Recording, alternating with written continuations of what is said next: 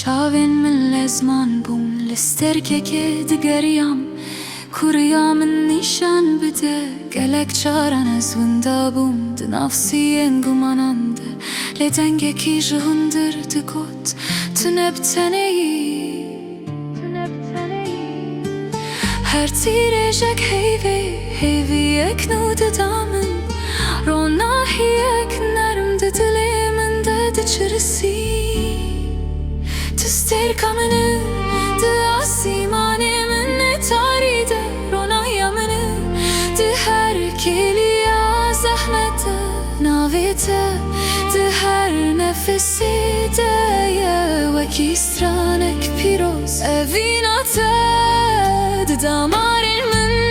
de ye her û her dijî mîna barana biharê canê min şil dike tu her tiştê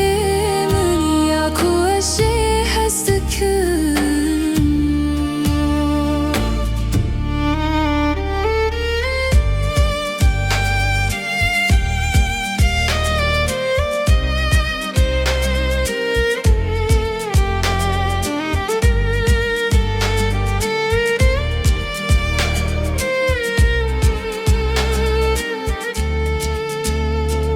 من فێر کرد ku ez bimeşim li ser kevir û çıkılan bi dilê vekirî ji hemî tirsan azad her birî nekevim bûye dersek nû her xewnek şikestî bûye hêviye kûr ez êdî natirsim ji riya pêşiya min çimkî tu bi min re yî hevalê min ê her hî di nav xaka Kurdistanê de rihên me kûrin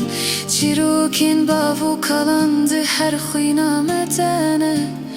ev welatê pîroz e cihê ku em lê şiyar bûn di dilê me de evîn jê re pêşket tu stêrka min di asîmanê min netarî de ronahya min di her kêliya zehmet de navê te di her nefesê de ye wekî stranek pîroz evîna te damarên min de ye her û her dijî mîna barana biharê canê min şil dike tu her tiştê min ya ku ez jê hez dikim tu stêrka min di asîmanê min netarî de ronahya min di her kêliya zehmet de navê te di her nefesê de ye wekî stranek pîroz evîna te di damarên min de ye her û her dijî mîna barana biharê canê min şil dike tu her tiştê min ya ku ez jê hez dikim